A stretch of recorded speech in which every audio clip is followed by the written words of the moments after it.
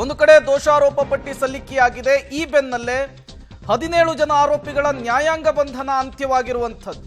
ಇವತ್ತು ಮತ್ತೆ ನ್ಯಾಯಾಧೀಶರ ಎದುರು ಪ್ರೆಸೆಂಟ್ ಆಗಬೇಕಾಗುತ್ತೆ.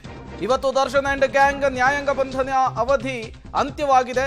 ಹಾಗಾಗಿ ದರ್ಶನ್ ಪಾಲಿಗೆ ಇವತ್ತು ಬಿಗ್ ಡೇ ಆಗುತ್ತಾ ಸೋಮವಾರ ಅನ್ನುವಂತಹ ಪ್ರಶ್ನೆ ಮುನ್ನೆಲೆಗೆ ಬರ್ತಿದೆ. ನ್ಯಾಯಾಂಗ ಬಂಧನ, ಊಟದ ಅರ್ಜಿಯ ವಿಚಾರಣೆ ಜೊತೆಗೆ ಜಾಮೀನನ್ನ ಕೋರಿ ದರ್ಶನ್ ಇವತ್ತು ಅರ್ಜಿ ಸಲ್ಲಿಕೆ ಮಾಡುವಂತಹ ಸಾಧ್ಯತೆ ಇದೆ. ಹಾಗಾಗಿ ದರ್ಶನ್ ವಿಚಾರದಲ್ಲಿ, ರೇಣುಕಾಸ್ವಾಮಿ ಹತ್ಯೆಯ ವಿಚಾರದಲ್ಲಿ ಇವತ್ತೊಂದಿಷ್ಟು ಬೆಳವಣಿಗೆಗಳು ಸಹಜವಾಗಿಯೇ ಆಗುತ್ತೆ. ಹಾಗಾದ್ರೆ ನ್ಯಾಯಾಂಗ ಬಂಧನ ವಿಸ್ತರಣೆ ಆಗುತ್ತಾ? ದರ್ಶನ್ ಅಂಡ್ ಗ್ಯಾಂಗ್ನಿಂದ ರೇಣುಕಾಸ್ವಾಮಿ ಕೊಲೆ ಪ್ರಕರಣ ಕೊಲೆ ಆಗಿ 3 ತಿಂಗಳು ಕಳೆದಿದೆ. ದರ್ಶನ್ ಅರೆಸ್ಟ್ ಆಗಿ 3 ತಿಂಗಳು ಕಳೆದಿದೆ. 17 ಆರೋಪಿಗಳ ನ್ಯಾಯಾಂಗ ಬಂಧನದ ಅವಧಿ ಇವತ್ತು ಅಂತ್ಯವಾಗುತ್ತೆ. ಯಥಾ ರೀತಿಯಲ್ಲಿ ಮತ್ತೆ ನ್ಯಾಯಾಧೀಶರ ಎದುರು ಹಾಜರಾಗಬೇಕಾಗುತ್ತೆ. ಆರೋಪಿಗಳನ್ನ ಜಡ್ಜ್ ಮುಂದೆ ಹಾಜರುಪಡಿಸ್ತಾರೆ ಜೈಲಾಧಿಕಾರಿಗಳು. ವಿಡಿಯೋ ಕಾನ್ಫರೆನ್ಸ್ ಮೂಲಕ ಆರೋಪಿಗಳನ್ನ ಹಾಜರುಪಡಿಸುವಂತಹ ಕೆಲಸ ಆಗುತ್ತೆ. ನ್ಯಾಯಾಂಗ ಬಂಧನದ ವಿಸ್ತರಣೆಗೆ ಪೊಲೀಸರು ಸಹಜವಾಗಿಯೇ ಮನವಿಯನ್ನು ಮಾಡಿಕೊಳ್ತಾರೆ. 24ನೇ ACMM ಕೋರ್ಟ್ನಲ್ಲಿ ನ್ಯಾಯಾಧೀಶರು ಇವತ್ತು 17 ಜನ ಆರೋಪಿಗಳನ್ನ ಮತ್ತೆ ವಿಚಾರಣೆಗೆ ನಡೆಸ್ತಾರೆ. ಊಟದ ಅರ್ಜಿಯ ವಿಚಾರಣೆ ಕೂಡ ಇವತ್ತು ಮುನ್ನೆಲೆಗೆ ಬರುತ್ತೆ. ಮನೆ ಊಟ ಕೋರಿ ದರ್ಶನ್ ಹೈಕೋರ್ಟ್ಗೆ ಅರ್ಜಿಯನ್ನ ಸಲ್ಲಿಸಿದ್ದಾರೆ. ಕೆಳಹಂತದ ನ್ಯಾಯಾಲಯದಲ್ಲಿ ಅರ್ಜಿ ವಜಾ ಆಗಿತ್ತು. ಇವತ್ತು ದರ್ಶನ್ ಅರ್ಜಿ ವಿಚಾರಣೆಯನ್ನು ನಡೆಸಲಿದೆ ಹೈಕೋರ್ಟ್. ಈಗಾಗಲೇ ದರ್ಶನ್ ಮನೆ ಊಟ ಮನವಿಗೆ ಅಧಿಕಾರಿಗಳು ಕೊಕ್ಕೆಯನ್ನು ಹಾಕಿದ್ದಾರೆ. ಮನೆ ಊಟವನ್ನು ನೀಡಲಿಕ್ಕೆ ನಿರಾಕರಿಸಿ ಕೋರ್ಟ್ಗೆ ವರದಿ ಕೂಡ ಸಲ್ಲಿಕೆ ಆಗಿದೆ. ಪರಪ್ಪನ ಅಗ್ರಹಾರದ ಜೈಲು ಅಧಿಕಾರಿಗಳಿಂದ ವರದಿ ಸಲ್ಲಿಕೆ ಆಗಿರುವಂತಹದ್ದು. ಆ ವಿಚಾರದಲ್ಲೂ ಕೂಡ ಇವತ್ತು ಮಹತ್ವದ ಆದೇಶ ಹೊರಬೀಳುವಂತಹ ಸಾಧ್ಯತೆ ಇದೆ. ಮತ್ತೊಂದು ಜಾಮೀನು ಅರ್ಜಿಯ ಸಾಧ್ಯತೆ. ಇವತ್ತು ನಟ ದರ್ಶನ್ ಜಾಮೀನು ಅರ್ಜಿಯನ್ನ ಸಲ್ಲಿಕೆ ಮಾಡುವಂತಹ ಸಾಧ್ಯತೆ ಇದೆ ಅಂತ ಹೇಳಲಾಗ್ತಿದೆ. ಕೊಲೆ ಪ್ರಕರಣದಲ್ಲಿ ಜಾಮೀನನ್ನು ಕೋರಿ ಕೋರ್ಟ್ನ ಮೆಟ್ಟಿಲೇರುವಂತಹ ಸಾಧ್ಯತೆ ಇದೆ. ಈಗಾಗಲೇ ಪ್ರಕರಣದ ಸಂಬಂಧ 3991 ಪುಟಗಳ ಚಾರ್ಜ್ ಶೀಟ್ ಅನ್ನು ಪೊಲೀಸರು ಸಲ್ಲಿಸಿದ್ದಾರೆ.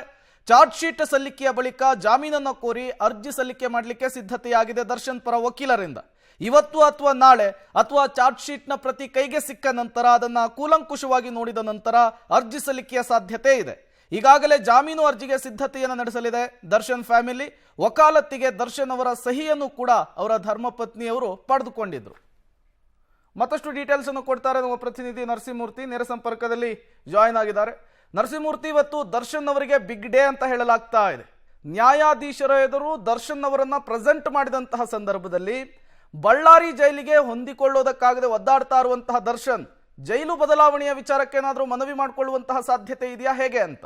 ಪ್ರೇಮ್, ಇವತ್ತು ದರ್ಶನ್ ಸಂಬಂಧವಾಗಿ ರೇಣುಕಾಸ್ವಾಮಿ ಕೊಲೆ ಪ್ರಕರಣ ಸಂಬಂಧ 3 ಕಡೆ ಅಂದ್ರೆ 3 ಪ್ರಕರಣಗಳು ಜರುಗಬಹುದು, 3 ವಿಚಾರಗಳು ಕೋರ್ಟ್ನಲ್ಲಿ ನಡೆಯಬಹುದು ಅನ್ನೋ ಒಂದು ನಿರೀಕ್ಷೆ ಇದೆ. ಮೊದಲನೇದಾಗಿ ಈ ಪ್ರಕರಣದಲ್ಲಿ ಇವತ್ತು 17 ಆರೋಪಿಗಳ ನ್ಯಾಯಾಂಗ ಬಂಧನದ ಅವಧಿ ಅದು ಇವತ್ತಿಗೆ ಮುಗಿಯುತ್ತೆ.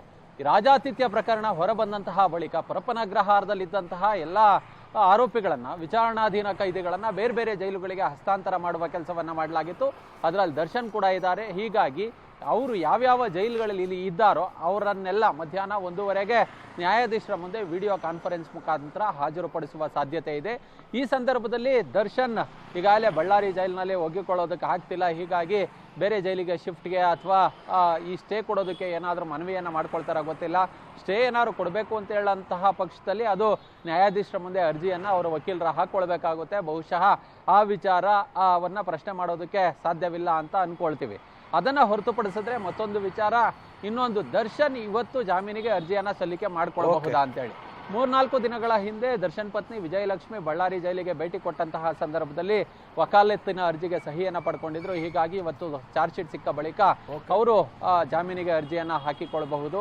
ಹೀಗಾಗಿ ಮತ್ತೊಂದು ಈಗಾಗಲೇ ಪವಿತ್ರ ಗೌಡ ಅವರ ಜಾಮೀನು ಅರ್ಜಿಯು ಕೂಡ ಇವತ್ತು ಹೈಕೋರ್ಟ್ನಲ್ಲಿ ವಿಚಾರಣೆಗೆ ಬರಬಹುದು. ಪವಿತ್ರ ಗೌಡ ಹಾಗೆ ಅನುಕುಮಾರ್. ಹೀಗಾಗಿ ಎಲ್ಲೋ ಒಂದ್ ಕಡೆ ದರ್ಶನ್ಗೆ ಬಿಗ್ ಡೇ ಅಂತಲೇ ಹೇಳ್ಬಹುದು.